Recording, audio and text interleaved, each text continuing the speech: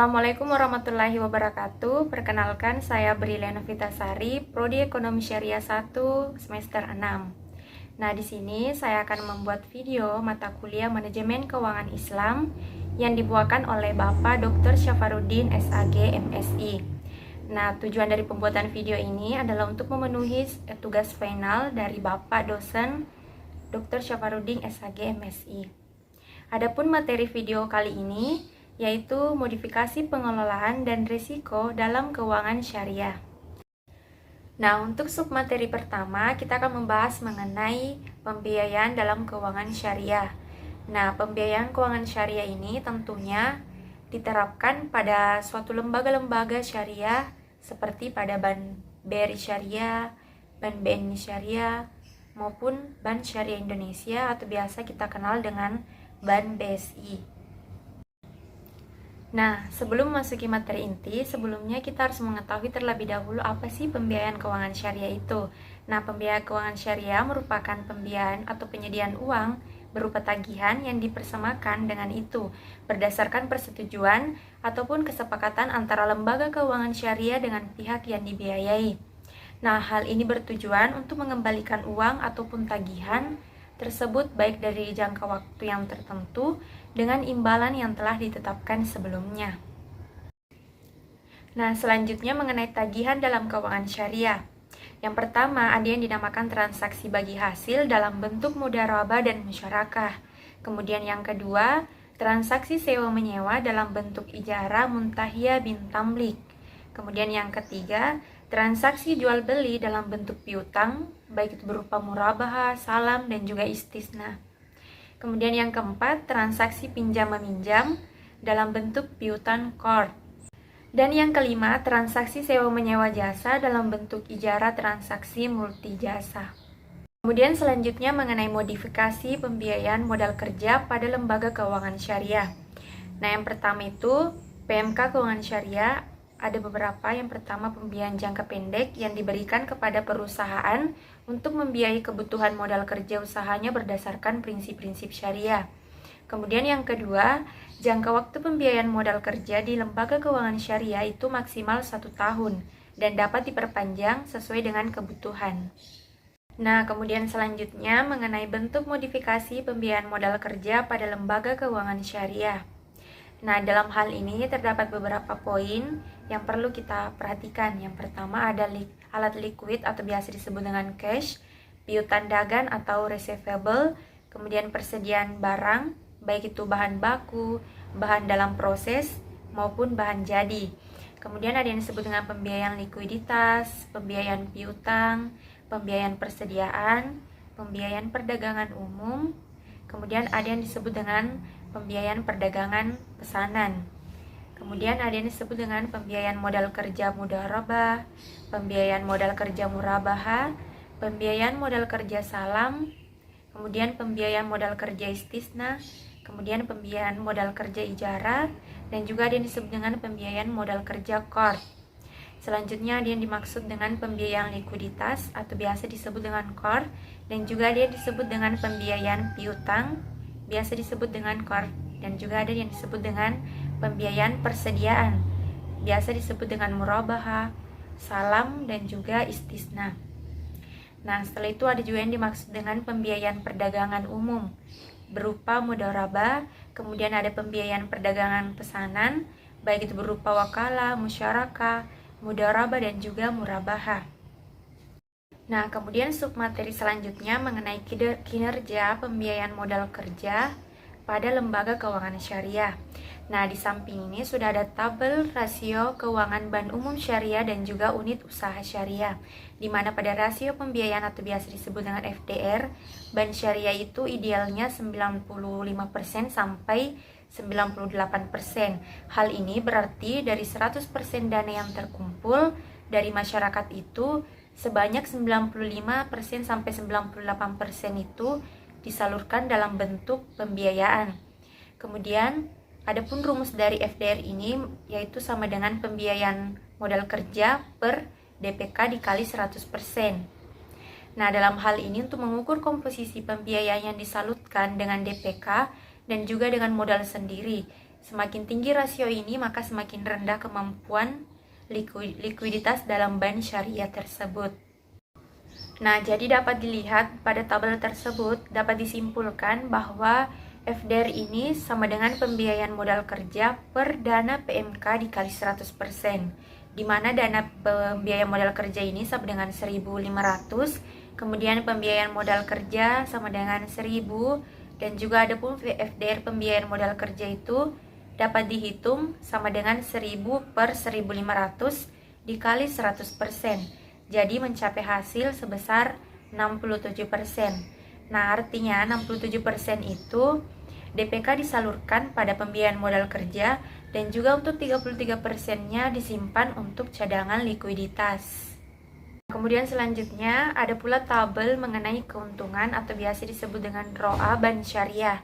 Nah, di mana ROA ini sama dengan laba bersih per total aset dikali 100%. Nah, rumus tersebut digunakan sebagai ukuran untuk menilai seberapa besar tingkat pengembalian dari aset yang dimiliki oleh perusahaan tersebut. Nah, ROA ini atau sama dengan keuntungan memiliki rumus tertentu, yakni ROA sama dengan laba pembiayaan modal kerja per total aset pembiayaan modal kerja dikalikan 100%. Di mana laba pembiayaan modal kerja ini sama dengan 200. Kemudian ada pula total aset pembiayaan modal kerja sama dengan 1.500. Jadi dapat disimpulkan bahwa ROA pembiayaan modal kerja ini sama dengan 200 per 1.500 dikali 100% sama dengan 13%. Nah, 13% ini dapat diartikan bahwa tingkat pengembalian aset dari pembiayaan modal kerja ini disimpulkan pada laporannya yakni 13%. Kemudian selanjutnya mengenai resiko dalam keuangan syariah.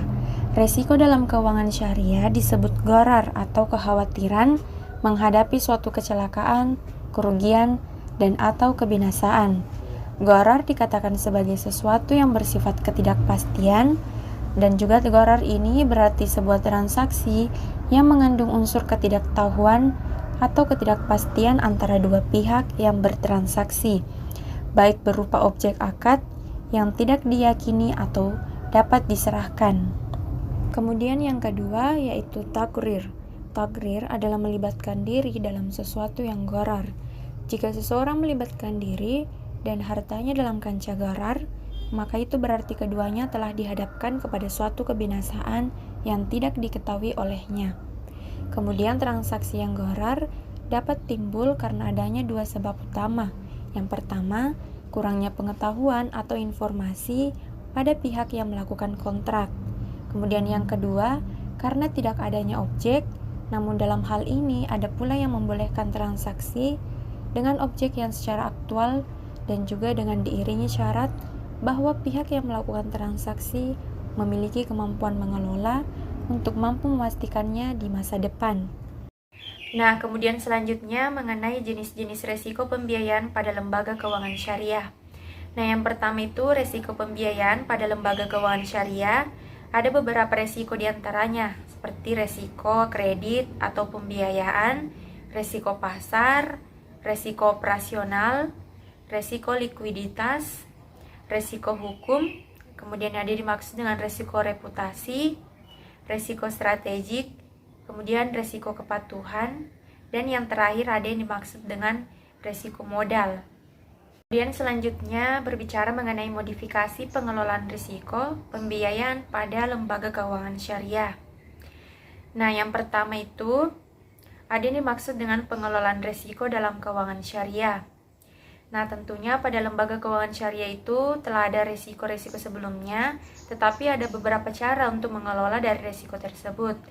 Nah, yang pertama itu yang dimaksud dengan identifikasi risiko, di mana pada identifikasi risiko ini, para pelaksana pada lembaga keuangan syariah itu terlebih dahulu mengidentifikasi risiko-risiko yang terjadi.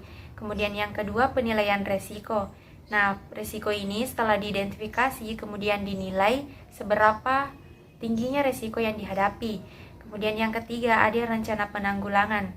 Nah, setelah identifikasi dan juga melakukan penilaian, maka selanjutnya yaitu penanggulangan pada risiko tersebut. Kemudian yang terakhir, monitoring, dan evaluasi.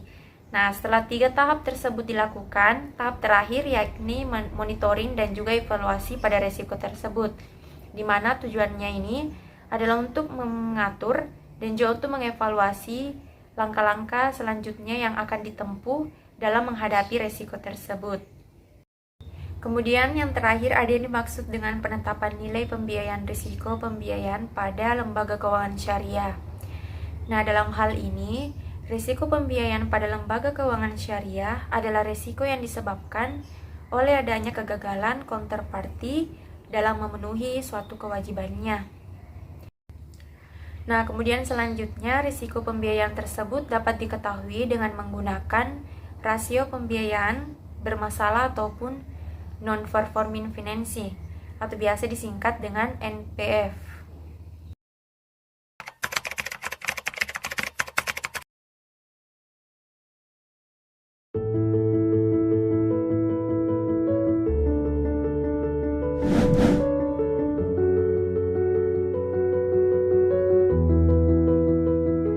Bismillahirrahmanirrahim. Assalamualaikum warahmatullahi wabarakatuh.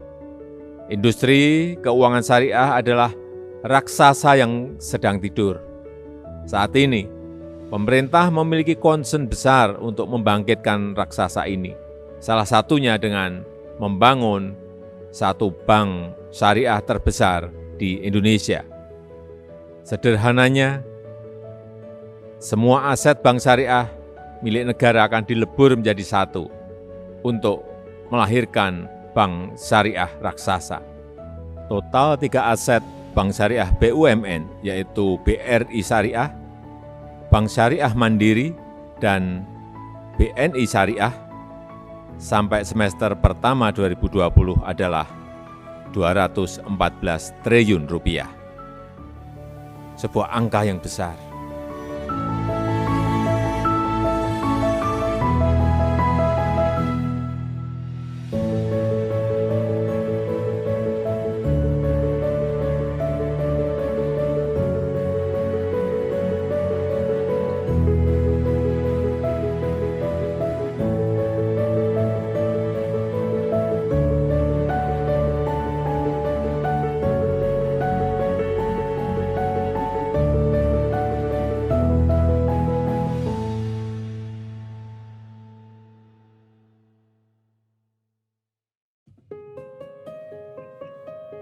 Sistem bagi hasil dan jual beli berkeadilan yang menjadi prinsip perbankan syariah masa kini sudah ada sejak perdagangan awal di Indonesia, bahkan di zaman Jalur Sutra. Sejarahnya dapat kita lacak di sejumlah dokumen dan praktik-praktik masyarakat. Prinsip ini sudah ada sejak awal perkembangan Islam. Institusi perbankan syariah muncul pertama di Timur Tengah, yang kemudian meluas hingga tiba di Indonesia. Semangat bersyariah di masyarakat muncul dengan hadirnya perbankan syariah. Berbagai produk layanan perbankan seperti solusi pembiayaan, pendanaan, hingga beragam transaksi dengan akad syariah sebagai dasar penerapannya.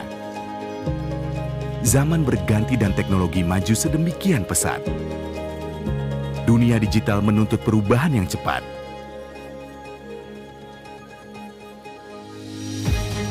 Bank syariah yang modern tak lagi hanya mengandalkan loyalitas dan eksklusivitas umat. Pelayanan profesional yang inklusif serta inovasi produk dan fitur harus menjadi keunggulan kompetitif dalam meraih laba tanpa melupakan zakat korporasinya. Untuk itulah kami hadir hasil sinergi dari 3 bank syariah besar dan bertransformasi menjadi bank syariah yang modern untuk memenuhi berbagai kebutuhan dan seluruh lapisan masyarakat yang beragam, serta memiliki visi global.